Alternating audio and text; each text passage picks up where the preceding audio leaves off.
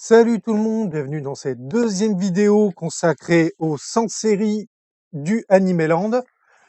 Alors, ça va être un peu le tournage du chaos parce que j'ai la crève et j'ai des problèmes de mise à jour avec mon logiciel d'enregistrement, donc ça va être un peu compliqué, mais bon, ça c'est mon problème, on va dire.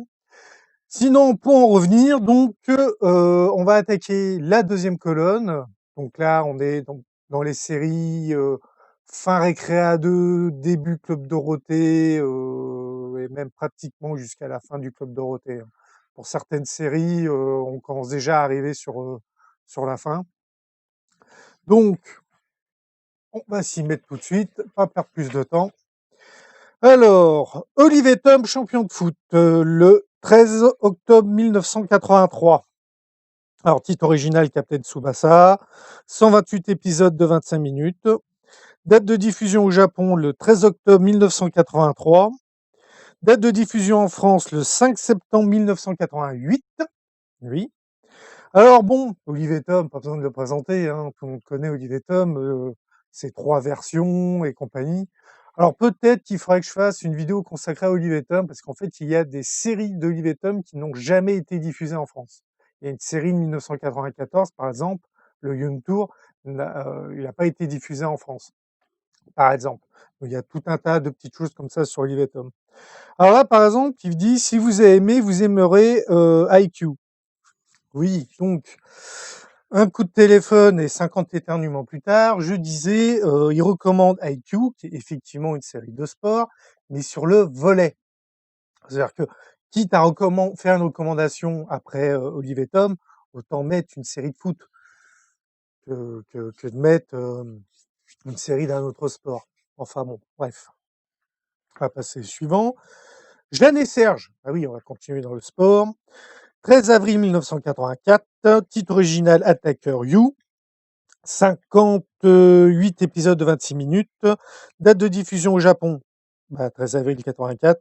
Date de diffusion en France, 31 août 87. Et il recommande Cynthia ou le rythme de la vie. Oui. Bon.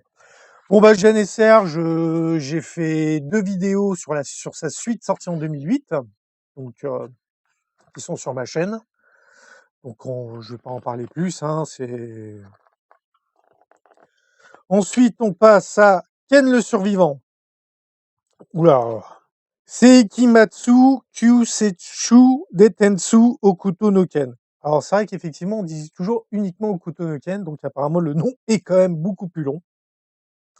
109 épisodes de 25 minutes. Première diffusion au Japon le 11 octobre 84. Diffusion en France le 31 août 88. Ah oui, Ken le survivant et son doublage français ridicule, sont ultra censurés, qui a voulu énormément de problèmes au Club Dorothée, mais bon, ça reste une série mythique, inspirée de Mad Max, voilà. Si vous connaissez pas. Par contre, faut que vous ayez quand même les nerfs bien accrochés, c'est bien sanglant. Ensuite, on passe à Sherlock Holmes. Alors, c'est le Sherlock Holmes fait par Hayao Miyazaki, donc c'est celui où tous les personnages étaient des animaux. Donc, titre original, Maitentei Holmes, Il Figliuolo di Sherlock Holmes. Ça, c'est plutôt en italien. Alors, 26 épisodes de 25 minutes, date de diffusion au Japon le 6 novembre 84, date de diffusion en France le 4 novembre 84. Ah, c'est passé avant, 2 jours avant en France. Ah ouais. Et ils disent que disponible chez Netflix. Ah bon. Donc, c'est bonne série. Ensuite, allez, je renifle. Ensuite, on continue avec Princesse Sarah. Je sais pas si je l'aurais mis, mais bon. Shokojo Sarah. 46 épisodes de 26 minutes. Date de diffusion au Japon le 6 janvier 85. Date de diffusion en France le 1er mars 87. Je suis assez d'accord avec le joueur du grenier quand il avait parlé de cette série. Quand il dit, je comprends pas comment c'est pas humain. T'as la gamine, elle passe de riche à pauvre. Elle passe de tout le monde l'adulte, c'est une petite princesse, à t'es la boniche, je t'en prends plein la gueule. Et quand elle redevient à nouveau riche, au lieu de se venger, elle sauve l'orphelinat. en leur donnant du fric. Ouais. C'est... Ensuite, on a Théo, la batte de la victoire, Touch, série de Mitsuru Adachi. 101 épisodes de 26 minutes. Date de diffusion au Japon le 24 mars 85. Date de diffusion en France le 9 septembre 91. Alors j'aime bien. Si vous avez aimé, vous aimerez aussi Une vie nouvelle. Oui, c'est fait par la même personne. C'est Une vie nouvelle, c'est aussi une série de baseball fait par Adachi. Alors, Théo et la batte de victoire, je les ai en DVD, j'ai toute la série, j'ai les films. Les films se passent donc après la série, c'est d'ailleurs le dernier film, c'est quand Théo il joue professionnel, qu'on voit qu'il en chie quoi quand même. C'est une série assez forte parce qu'au début c'est un triangle amoureux. Ils sont trois, deux frères jumeaux et la voisine. C'est assez courant dans les séries de Adachi.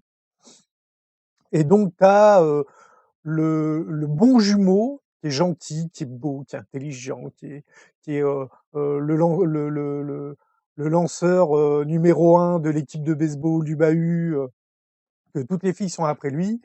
Et t'as Théo qui était un peu le jumeau débile, machin.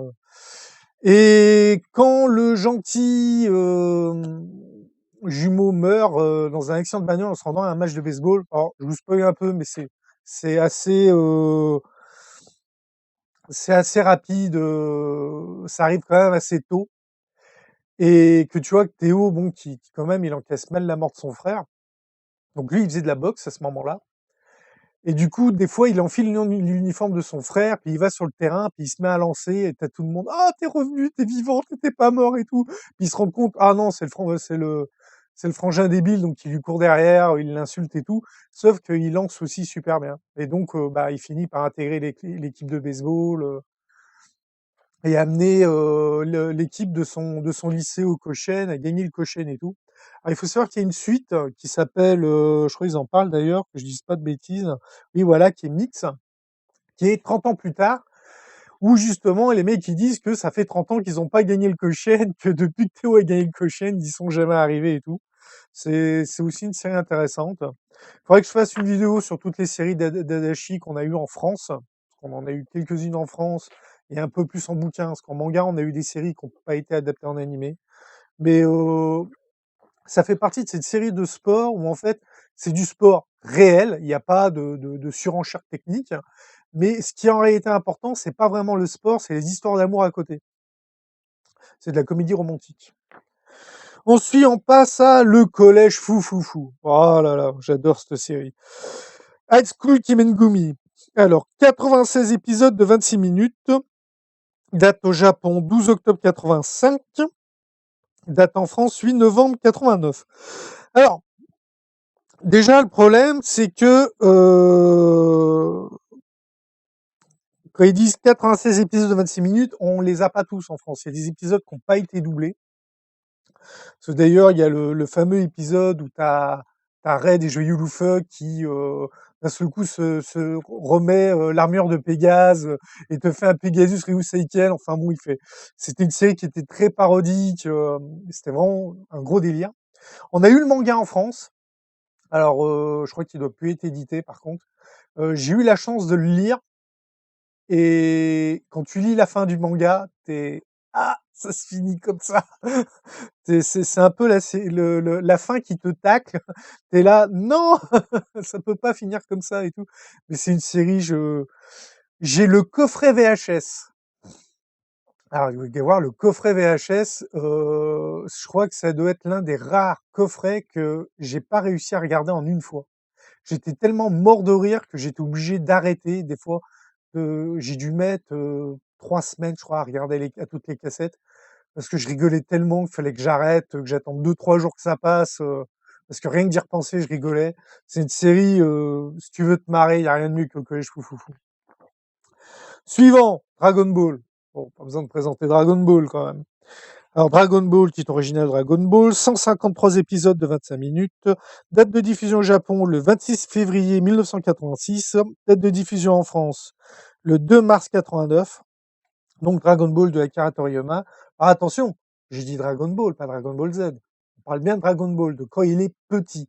Si le manga fait la totalité Dragon Ball Z, il y a bien 2 séries, tout simplement parce que les spectateurs vieillissant en regardant la série, alors pas juste en la regardant, au rythme de la diffusion, non, c'est pas par rapport à la série, c'est par rapport au manga. Parce que le manga, il a mis, je crois le dernier tome est sorti en 96 et ça a commencé 82 ou 83, il me semble, quelque chose comme ça.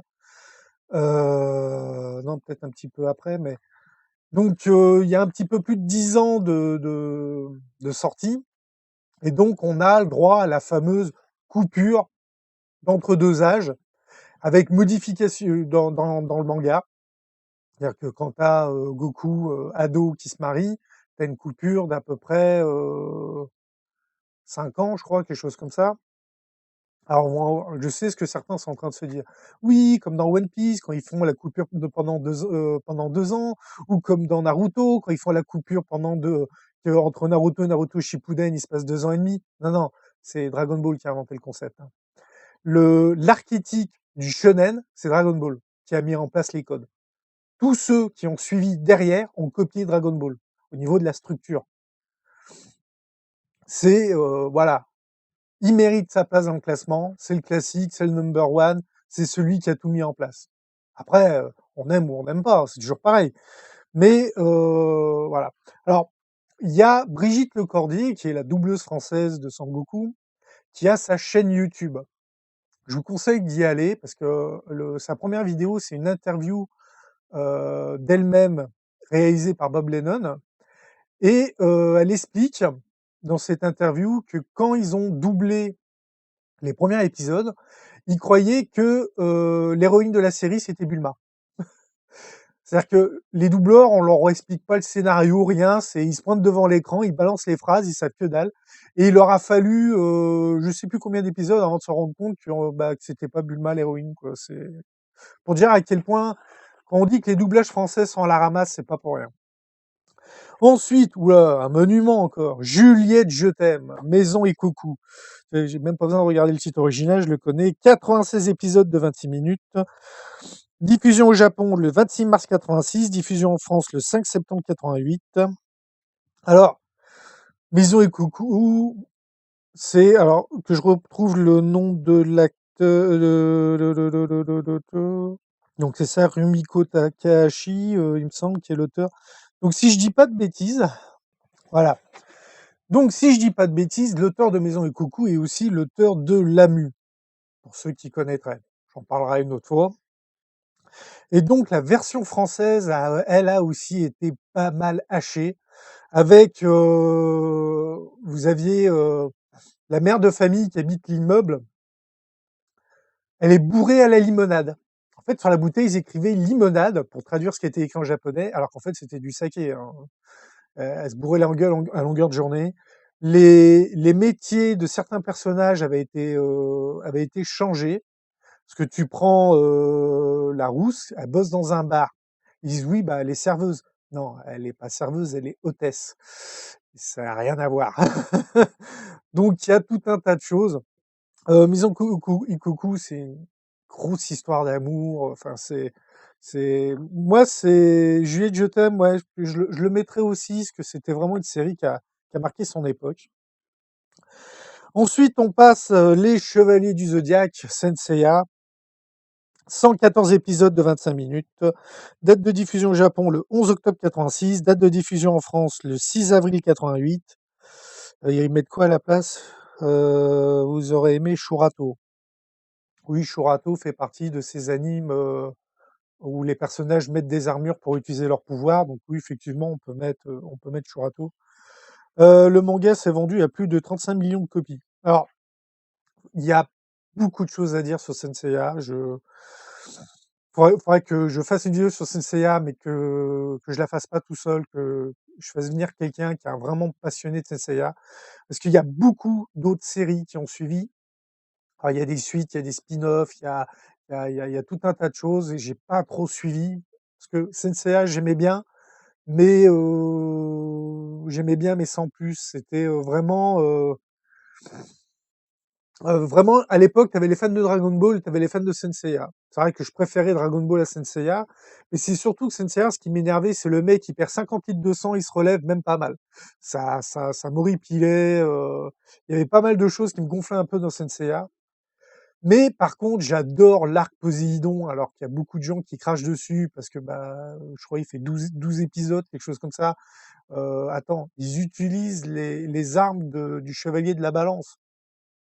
Alors, pour ceux qui se sont arrêtés à la diffusion de cette série au Club Dorothée, il faut savoir que la suite, parce que le manga fait, heu, 18 tomes ou 28 tomes? Et je sais plus. Faudra que je vérifie. Et en fait, il y a tout l'arc Hadès qui est sorti en animé, bien plus tard, dans les années 2000 et quelques. Et l'arc Hadès, il est juste génial. Donc c'est vraiment, si vous avez pas vu l'arc Hadès, faut le voir. Il est graphiquement, il est superbe, et tout. Les films sont sympas, même si le dernier, le 5e avec, le légume doit se réveiller, ça m'a un peu gonflé. Mais bon, voilà, 2002, 13 ans plus tard pour avoir la partie Hades. Voilà, et Next Dimension, Lost Canvas, Épisode G, Omega, Soul of Good, Sentia Show. Vraiment, il y a vraiment beaucoup d'autres séries. Alors Sentia Show, l'animé, il avait été diffusé en streaming sur Wakanim, si je dis pas de bêtises. Et je crois sur Crunchyroll aussi, enfin je suis pas sûr. Et en gros, c'est des chevaliers femmes et normalement elles doivent mettre le masque et tout. Et là justement, c'est la garde rapprochée de Saori et clairement le masque, elles en ont, elles en ont rien à péter, elles. Mode moderne, mais c'est limite, je préférais le scénario de cette version-là que certains passages de la version d'origine. Je trouvais que c'était sympa. Ensuite, on va passer à Bubblegum Crisis. Donc, ça a le même nom original. 8 épisodes de 60 minutes. C'est une série d'OAV. Date de diffusion au Japon le 25 février 87. Date de diffusion en France le 12 février 96. Alors, Bubblegum Crisis, euh, comment expliquer? Donc, c'est des OAV qui étaient sortis en DVD au Japon. Non, en VHS à l'époque. Ou peut-être dire en laserdisc peut-être. En France, on les avait connus grâce à Mangamania, pour ceux qui se rappellent de Mangamania. Et moi, je les mettrais pas, mais le caractère designer de Bubble Crisis, c'est l'auteur de Gus Miscat, qui est une série que j'adore. Donc, je crois que je ferai l'échange, moi. Je préférais mettre donc pas grand-chose à dire, c'est une série policière, mais bon, dans le futur, avec un univers un peu cyberpunk. Bon, en série policière, je préfère You Under Arrest, moi, mais bon. Allez, on continue. Nicky Larson, donc City Hunter de Ojo Tsukasa, 140 épisodes de 30 minutes. Date de diffusion au Japon le 6 avril 87. Date de diffusion en France le 29 novembre 90. Bon, que dire sur Nicky Larson? On va pas présenter Nicky Larson. J'avais parlé du Nicky Larson Isekai qui est en France. Regardez ma vidéo sur les séries dites Isekai. Je parle plus de ce spin-off qui est pas fait par l'auteur mais qui a été approuvé par lui. Donc ce qui est quand même non négligeable. Bon après Nicky Larson, bon le doublage français, tu aimes ou tu aimes pas. Donc en France, on a fait un film live que je n'ai pas vu et que je ne regarderai pas. C'est quelque chose que j'avais déjà parlé dans une vidéo. C'est que ce film live, il est basé sur le doublage français et que je n'aime pas le doublage français. Donc toutes les blagues vocales qui avaient été rajoutées dans le doublage français pour pas décribiliser la série, mais pour la rendre à un public plus jeune avec les petites bulettes, le méchant, toutes ces conneries-là qu'ils avaient fait que quand t'es gamin, tu trouves ça très drôle. Mais déjà à l'époque, ça avait tendance un peu à m'énerver et en vieillissant, c'est de pire en pire.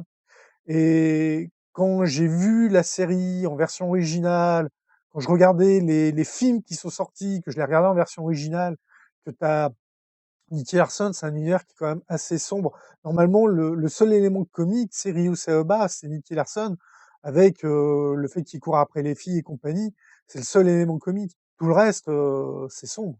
Ça tue des gens, ça. Non.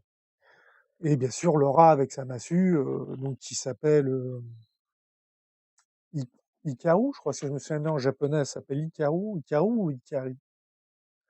Je sais pas si c'est pas Ikari, parce qu'il me semble que justement Ikari, ça veut dire lumière, et que qui dit toujours qu'il regrette de l'avoir sorti de la lumière pour l'avoir emmené du côté des ombres. Ensuite, on passe à Max et compagnie, Kimingure Orangewood.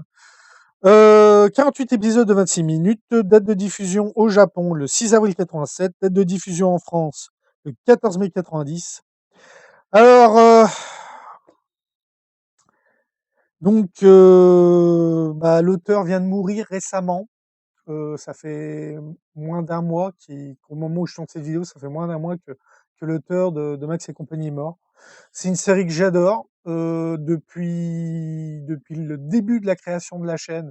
Je veux faire une vidéo sur Max et compagnie pour parler des romans, des films et compagnie.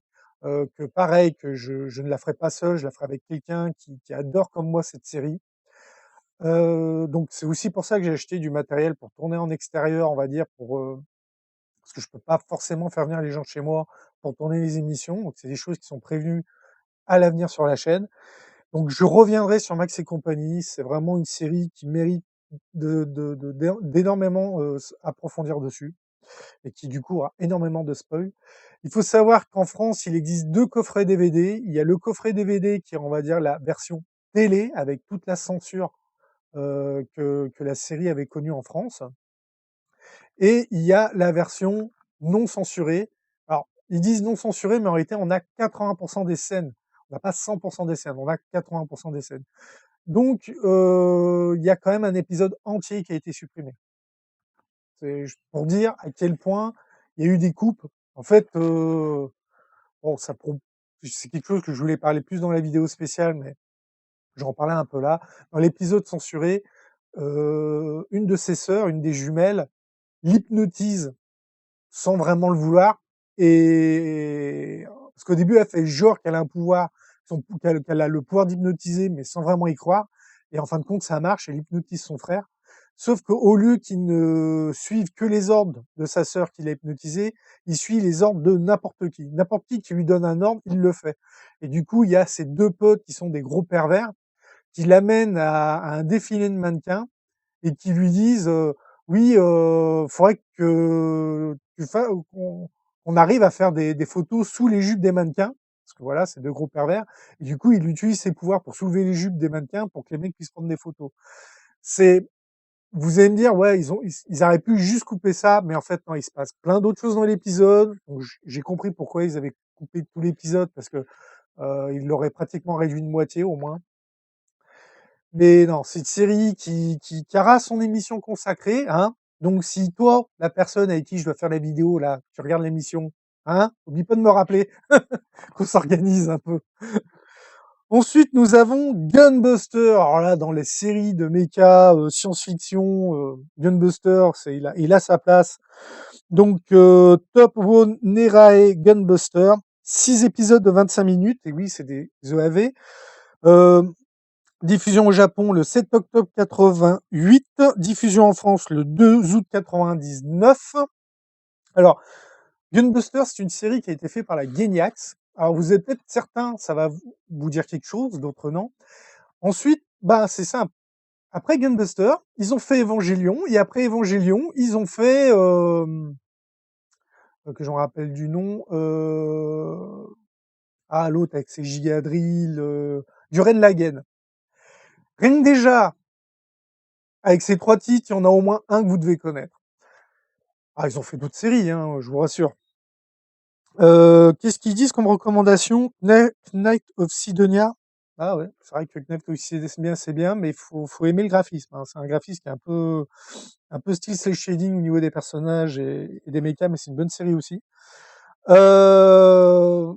Gunbuster, il y a une suite qui s'appelle Diebuster, qui est sympa aussi, mais faut passer pratiquement la moitié de la série avant que ça commence vraiment à être vraiment top.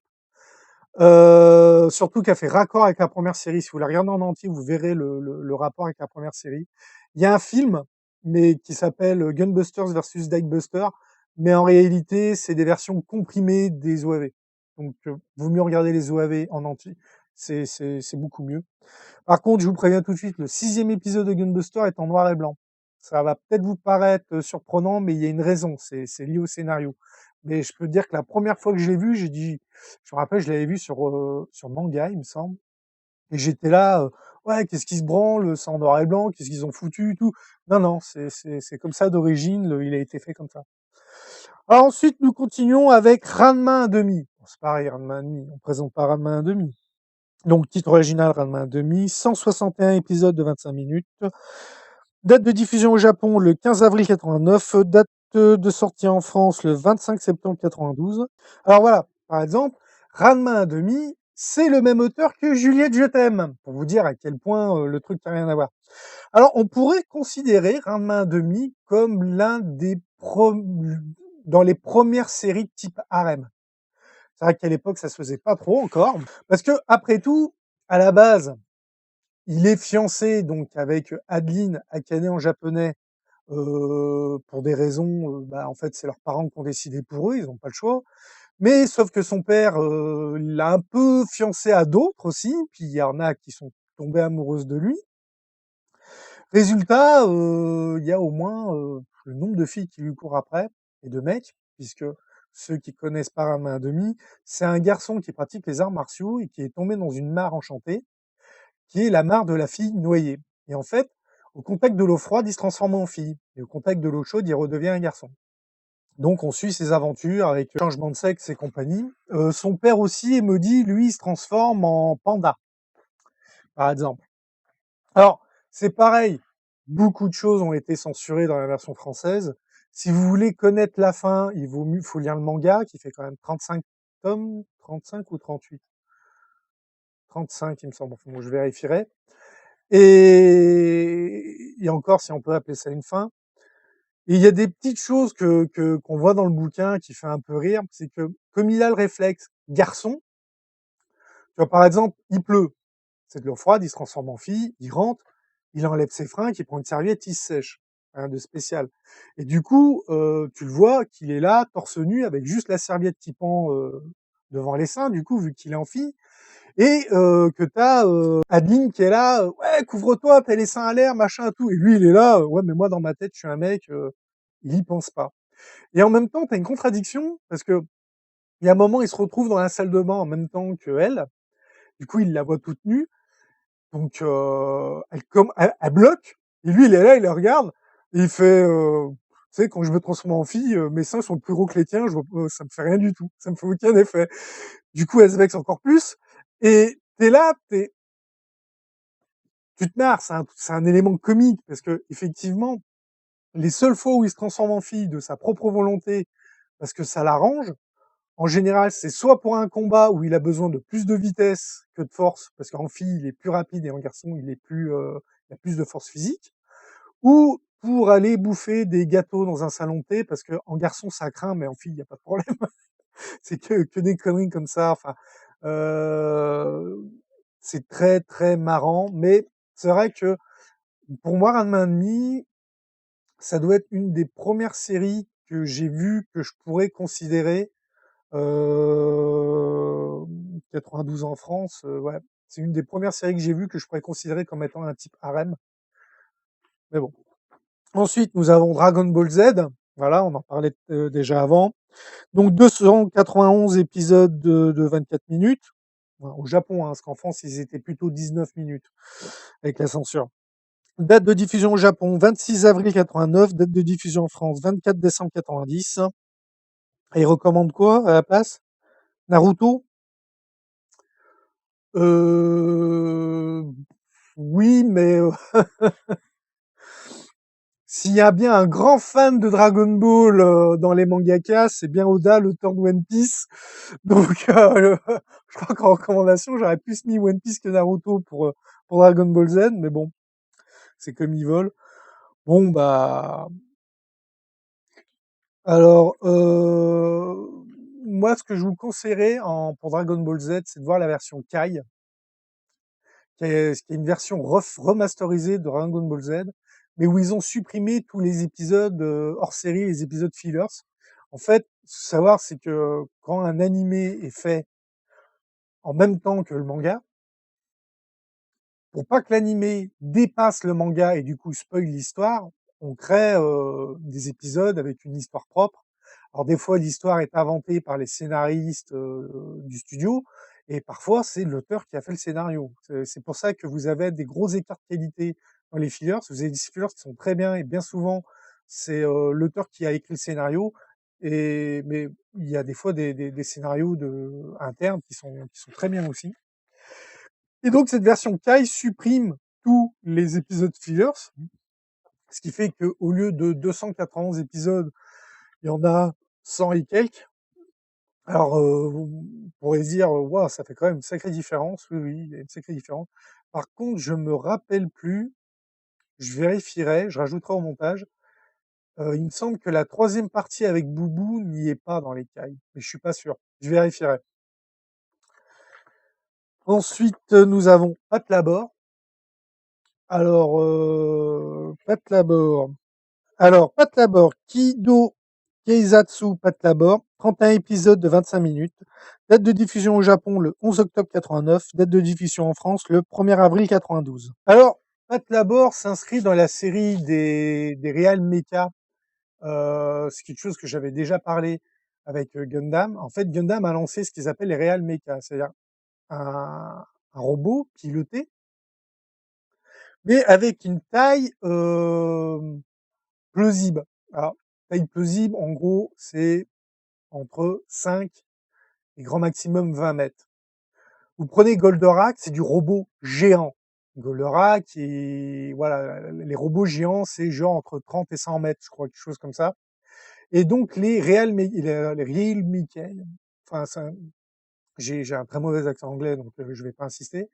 Et donc, au début, il y avait que Gundam, ensuite était arrivé Macross, et ensuite on a eu Patlabor, série policière. Donc la technologie s'est développée au point que bah, vous avez des robots grues, des robots bulldozers, des compagnies, donc toujours pilotés. Et forcément, les personnes mal intentionnées s'en servent pour commettre des crimes. Donc la police s'est équipée de robots, les Patlabor, pour les contrer. Et c'est une série que j'adore. Il y a aussi beaucoup de choses à dire. Il y a des films, il y a une série live où ils ont créé un vrai Patlabor pour les scènes, pour certaines scènes. Alors, quand on dit vrai Patlabor, il peut pas faire tout ce qu'il fait dans la série, mais il bouge et compagnie. Voilà, c'est une très bonne série, Patlabor. Ensuite, nous avons Nadia et le secret de l'eau bleue. Alors, c'est aussi une série de Gainax. D'ailleurs, c'est ce qu'ils ont fait entre Gunbuster et Evangelion, c'est Nadia. Donc, Fushigi no Yumi no Nadia. 39 épisodes de 26 minutes. Date de diffusion au Japon le 13 avril 90. Date de diffusion en France le 9 septembre 91. Alors, c'est pareil. Nadia et le secret de l'eau bleue a été pas mal censuré en France pour des raisons un peu débiles, parce qu'en réalité, aujourd'hui, quand vous regardez un manga, que vous voyez que quand le mec il a qui se met à saigner du nez parce qu'il avait une petite culotte ou un truc comme ça, ça nous fait rien du tout. On est là, ouais, bon, c'est marrant le mec qui saigne du nez parce qu'il a une montée de testostérone, machin. Mais à l'époque, ces scènes-là étaient coupées. C'est-à-dire tous les mangas, quand il y avait ça, la scène était coupée au montage dans la version française. Et donc, moi, la première fois que j'avais déjà parlé de Nadia dans une de mes séries, dans ma vidéo des séries de 91. Donc, si vous l'avez pas eu, je vais en reparler un peu vite fait ici. Je trouvais qu'il y avait des incohérences dans le scénario. Quand je regardais la série, il y a des choses que je trouvais bizarres. Et justement, les incohérences du scénario venaient des coupes.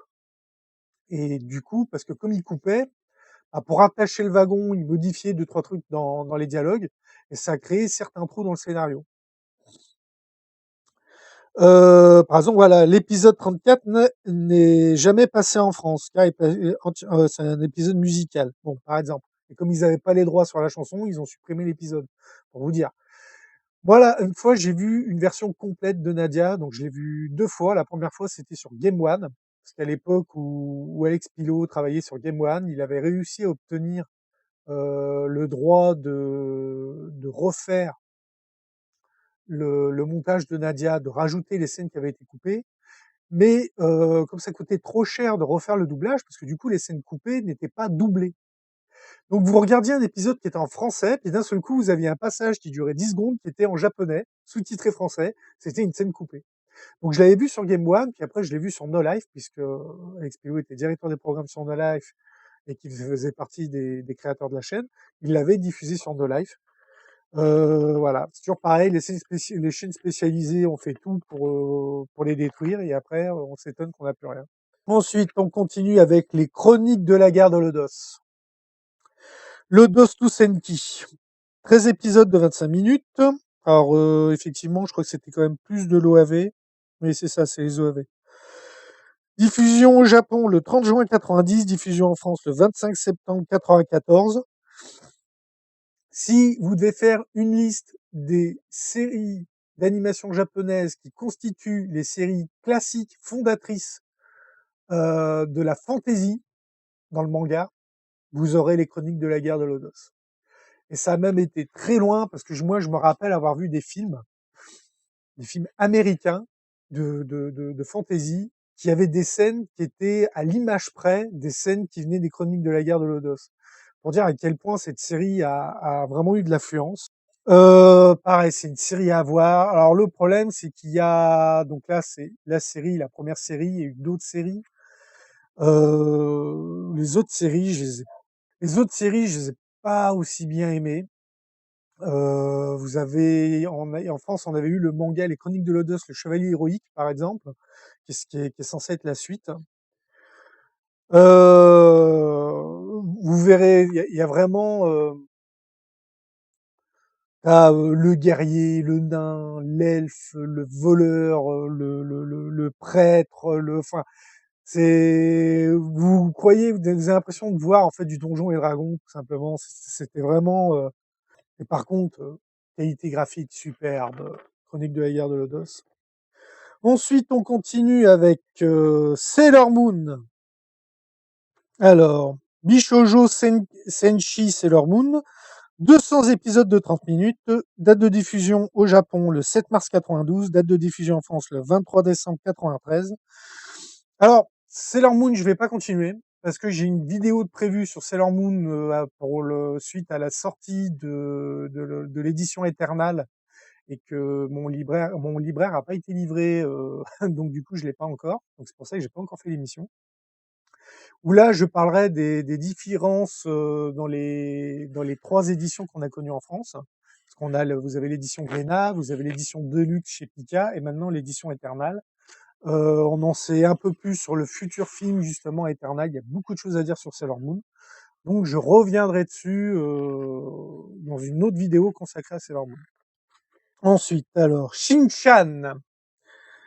Crayon Shin-Chan, plus de 1000 épisodes de 20 minutes, toujours en cours. Plus de 1000 épisodes.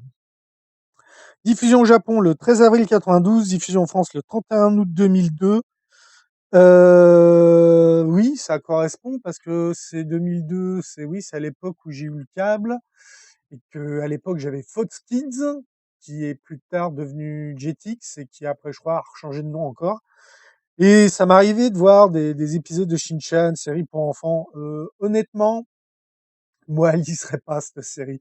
Quitte à mettre une série pour enfants, je mettrais pas Shin-Chan.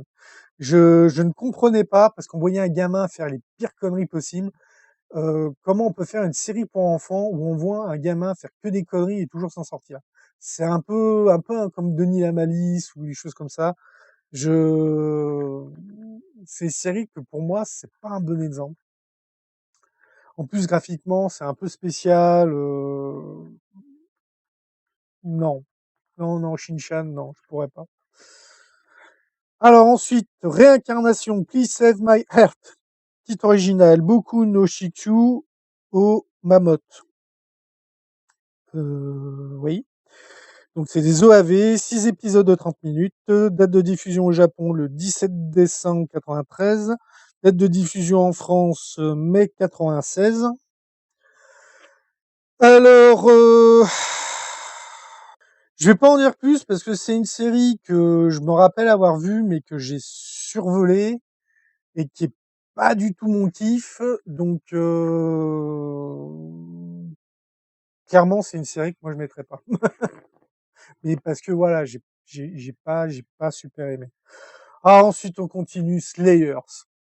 Alors ça, Slayer, c'est comme les Chroniques de la guerre de Lodos. Ça fait partie des classiques de la fantasy en Japanimation. Donc, titre original Slayer, 104 épisodes de 25 minutes. Date de diffusion au Japon le 7 avril 95. Date de diffusion en France le 12 mars 99. Alors, le problème, 104 épisodes, il y a un truc qui m'intrigue. Alors, faut savoir que, il me semble que, à l'origine, Slayer, c'est un light level. Et en France, on a, alors c'est un peu compliqué, parce qu'en fait, sur les 5 saisons d'animé, moi j'ai les 3 premières en DVD, donc ça sûr, sorti en France. Slayer, Slayer Next, Slayer Try.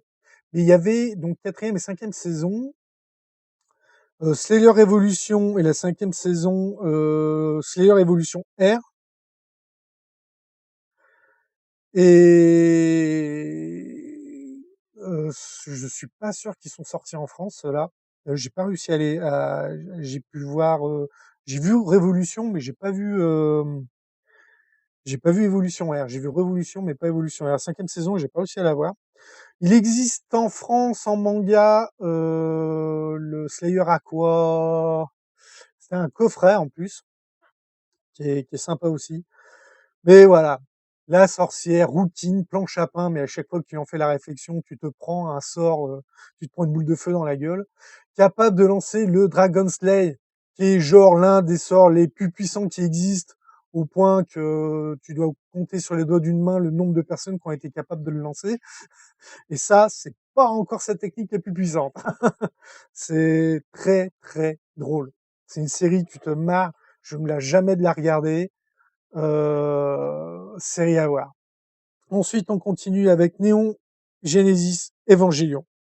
Shinseiki Evangelion. 26 épisodes de 25 minutes. Date de diffusion au Japon le 4 octobre 95. Date de diffusion en France le 27 mars 96. Donc disponible sur Netflix, oui, exact.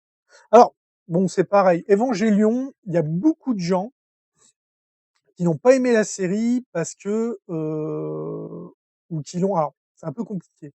Il y en a qui aiment que le côté robot, parce que les combats sont géniaux, machin, tout, les Eva contre les anges, les combats sont juste énormes. Il y en a qui ont aimé tout le truc à côté, le background, les histoires, parce que c'est une série qui est très psychologique, il y a énormément de choses à comprendre. Et en général, les personnes qui n'ont pas aimé la série, c'est ceux qui n'ont pas compris justement tout le truc psychologique. Parce que des fois, tu arrives au bout de 10 visionnages et des choses que tu découvres encore. Alors, le problème d'Evangelion, c'est que la fin est bâclée. Les épisodes 24 et 25 sont bâclés. Alors, il y avait une rumeur, parce que là, je regarde vite fait ce qu'ils disent, ils en parlent pas. Mais il y avait eu une rumeur qu'à l'origine, ils ne devaient pas faire 26 épisodes, mais 31. Et que, en gros, au dernier moment, on leur a dit non, non, du coup, vous en faites que 26. C'est pour ça que l'épisode 24 est un gros épisode résumé qui te résume, non, l'épisode 25 te résume les 24 épisodes précédents. Et du coup, l'épisode 25, t'es là, tu as un peu de mal à comprendre ce que tu dis, hein, qu'est-ce qu'ils font là? C'est quoi ce délire? Alors d'ailleurs, ça, si vous voulez rester dans le délire de l'épisode 26, vous avez le manga, il était chez, je sais plus chez qui il était, parce qu'en plus je crois ils ont fini par arrêter la publication en France. C'était Evangelion, le plan de Shinji Ikari, plan de complémentarité de l'homme. Ça se raccroche plus à ce qu'on nous mettait à la fin de la série. Alors il y a des films Evangelion, il y en a, alors c'est ça le problème. Vous avez, il y a eu d'abord deux films qui s'appelaient Death and Rebirth. en fait, déçus par la fin de la série, alors que la série a fait un énorme succès, ça a relancé la Japanimation dans le monde et tout, mais la fin était décevante. Et l'auteur, donc Hideaki Anno, donc qui a fait Nadia, Gunbuster et compagnie, il a voulu refaire la fin, et donc il a fait ce film Death and Rebirth, qui est... Alors la partie, ça c'est encore pareil. T'as une partie résumée, et après t'as une partie qui est super bien, mais qui finit mal. Donc les gens, ça a encore gueulé. Ensuite, ils ont fait The Air et The Hand. Donc pareil, t'as le début, c'est génial. Puis moi, en fait, ce film, il arrive à un moment, je fais stop. À l'époque où je faisais connaître ce film à des amis, je faisais stop et je leur disais, moi, à partir de là, je regarde plus. Et je me tirais. Ils remettaient en lecture pour voir la suite. Parce que j'aimais pas du tout ce qui suivait. Ça partait un peu en bidouille. Maintenant, ils ont fait, donc il y a eu le projet de 4 films qui sont juste énormes. D'ailleurs, le quatrième film a été annoncé, enfin. Au moment où je tourne cette vidéo, le quatrième film a été annoncé. C'est les fameux 1.00, 2.00, 3.00. Alors c'est pareil, il y a une chose qu'il faut savoir. Si vous allez me dire, oui, mais moi j'ai la 110, moi j'ai la 111. Alors en fait, c'est parce que les films ont 3 montages. Quand vous regardez 1.00, c'est la version cinéma. Quand vous regardez la 1.10, c'est la version DVD. Quand vous regardez la 1.11, c'est la version Blu-ray. Ça peut vous sembler bête, mais moi je me rappelle dans les bonus de la 1.11, vous pouviez regarder le film sur un écran splitté en 4. Vous aviez les 3 versions qui tournent en même temps, plus le storyboard. Et vous pouvez voir des scènes qui ont été coupées, des changements de rythme. Parce que quand tu vois qu'une scène, dans la version cinéma, qui se terminée avant les autres, on dit souvent que les versions cinéma sont les plus longues, mais non, parce que c'est pour le cinéma, il y a il y a des, c'était quand même avant Le Seigneur des Anneaux qui explosait tout avec des films de plus de 2 heures et compagnie. Donc en réalité, pour avoir la version la plus complète, c'est les versions Blu-ray où vous avez vraiment la version longue, que vous avez le plus de choses. Regardez les bonus, regardez les making-of de cette série, ça vous apporte énormément d'informations, pas uniquement sur la fabrication de la série, mais sur ce qu'ils ont pour quelles raisons ils ont fait telle ou telle chose, que des fois il y a des trucs, t'es là, ouais, pourquoi ils ont fait ça, j'ai pas compris. Et ça aide. Alors, moi, il y a une chose qui me fait quand même beaucoup rigoler avec ces films, le fait qu'ils ont rajouté le personnage qui, à l'origine, est issu des jeux vidéo. La fameuse, 3e fille pilote d'Eva à lunettes, Maki, je crois elle s'appelle. À la base, elle apparaît dans les jeux vidéo et du coup, dans les films, elle est intégrée comme étant, comme si elle avait toujours fait partie de l'histoire. Donc c'est sympa, mais ça d'ailleurs, ça permet de comprendre certaines choses d'ailleurs. Heu, c'est pareil. Evangelion, je pourrais faire une vidéo dédiée juste sur elle. Ensuite, Détective Conan. Alors, Mententei Conan. Plus de 950 épisodes de 26 minutes. Et oui, c'est toujours en cours l'animé. Alors dites-vous, c'est quand même énormément du hors-série et du filler, ça. Bien que le manga doit avoir passé les 60 ou 70 tomes. Je sais plus où ils en sont, le manga. Date de diffusion au Japon, le 8 janvier 96. Date de diffusion en France, le 5 janvier 2004. Disponible en France chez ADN. Si vous avez aimé, vous aimerez aussi les enquêtes de Kindaichi. Oui, effectivement, là au moins c'est raccord. Alors le problème que je reproche moi à Détective Conan, c'est une très bonne série, les enquêtes sont bien, c'est pas comme dans Columbo où dès le début on sait qui est le méchant. Là, tu t'es vraiment plongé dans l'enquête et tout. Et c'est juste que l'histoire principale, elle avance pas. Mais alors pas du tout. Vous allez regarder des centaines d'épisodes sans que l'histoire principale n'avance d'un pouce. C'est genre, on a créé une histoire principale juste pour créer le contexte pour que le gamin résout les enquêtes. Voilà. Du coup, t'as un peu l'impression qu'il n'y a pas de fin. Ah, alors on arrive à la dernière série. Et oui, quand même. Donc, Vision d'Escaflowne. Alors, Tenku no Escaflowne, 26 épisodes, 25 minutes. Date de diffusion au Japon le 2 avril 96. Date de diffusion en France le 2 juin 98. Ah, tiens, par exemple, Escaflowne devait faire 39 épisodes. Et du coup, ils en ont fait que 26. Alors, Vision d'Escaflowne, c'est une série qui est bien. Disons que tu as du méca dans un univers qui est quand même plus proche de la fantasy. Euh, Alors en plus, tu as du isekai, puisque l'héroïne est invoquée dans un autre monde, mais qu'elle n'a aucun pouvoir autre que de tomber amoureuse du beau gosse local. Bah, au début, les isekai, c'était un peu ça. Mais c'est une bonne série. Bon, personnellement, je l'aurais pas mis dans ce top 100. Je l'aurais pas mis parce que c'est une bonne série qui avait un graphisme qui était un peu particulier, mais c'est le genre de série que tu regardes une fois et puis après, tu reviens pas spécialement dessus, ou alors des fois tu arrives, ah oui tiens cette série, genre t'as rien d'autre à faire, ouais bah tiens je vais regarder. Mais moi, personnellement, j'ai jamais eu l'envie de la voir parce que j'avais envie de la voir. Je l'ai vu la première fois que je l'ai vu, je crois que c'était sur, disons que ça devait être sur Manga. Je l'ai vu, c'était intéressant, j'étais dedans. Après, ben, quand je tombais sur des rediffusions, bon, ça m'est arrivé de regarder l'épisode, mais j'ai jamais éprouvé le besoin de suivre la série en dehors de de la première fois que je l'ai vue. C'est pas, pourtant la série est bien, hein, mais j'ai pas accroché tant que ça. Moi, j'aurais pas mis cette série-là, j'aurais mis autre chose. Donc c'est terminé pour cette deuxième vidéo consacrée au bouquin d'Animeland sans série d'animation japonaise. Donc il en reste encore deux. Donc là, on arrive au milieu des années 90 au niveau des dates de sortie. Donc on va aller dans des séries de plus en plus modernes, plus proches de nous, en sachant que ça se termine sur la dernière série du bouquin a quand même déjà 10 ans au niveau de sa date de diffusion. Donc on va petit à petit, on va remonter. Ça va intéresser donc un public plus jeune. On va tomber de plus en plus sur des séries que j'ai pas vues ou que j'aime pas. Donc ça va pas le faire. J'ai prévu, je l'annonce tout de suite, parce que suite à la première vidéo, et à force de dire celle-ci je la mettrai pas, celle-ci je la mettrai pas, et trucs comme ça, je pense que je ferai une cinquième vidéo où je dirai les séries que moi j'aurais mis, en plus de celles que je suis d'accord. C'est-à-dire que je vais compter le nombre de séries que j'aurais retirées de ce top 100 et je vais les remplacer par d'autres séries. Alors le problème, c'est que j'ai commencé à travailler dessus et automatiquement, garçon, donc beaucoup du shonen. Je pense que pour les filles, ça va un peu gueuler ce qu'on va me dire. Ouais, tu pourrais mettre un peu plus de séries pour filles, machin comme ça. Pourtant, j'en ai vu, mais bon, de là à ce que je les mets dans un top 100, c'est quand même assez compliqué.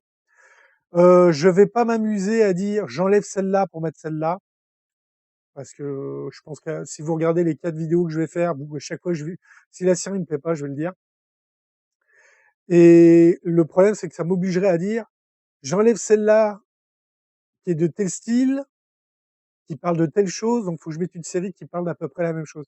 Et en fait, je me suis rapidement aperçu que c'était pas faisable, parce qu'il y a des séries que j'en ai retirées qui sont dans un certain style, un certain type de sujet.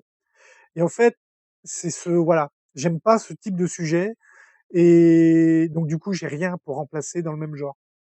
Donc je vais plutôt, voilà, c'est pour ça que je vais pas dire j'enlève ci pour mettre ça. Je le ferai 2-3 fois parce que des fois pour la blague, si j'ai 2-3 idées, dire: «Oh bah tiens, cette série-là, moi je la mettrai pas, je mettrai ça à la place qui parle de la même chose». Mais sinon, non, dans l'ensemble, je vais parler de séries. Ça va être un peu compliqué parce que, il y a des séries qui ont été diffusées n'importe comment en France, donc ça va être très compliqué. Heu, de dire: «Bah, je mets celle-là alors qu'on a ci, mais on n'a pas ça». Enfin, vous verrez quand vous verrez la vidéo à ce moment-là. Donc si vous avez aimé la vidéo, un petit pouce bleu. N'oubliez pas, abonnez-vous, partagez, mettez des commentaires s'il y a pour parler de certaines séries qui ont été mises dans cette vidéo, et je vous dis à plus tard. Et juste pour signaler comme quoi j'ai bien la crève, j'ai passé la moitié d'un rouleau de sopalin en tournant cette vidéo tellement je me suis mouché. Donc je suis parti pour quelques heures de montage à couper toutes les scènes où j'éternue et je me mouche, ou que le téléphone sonne. Allez, au revoir.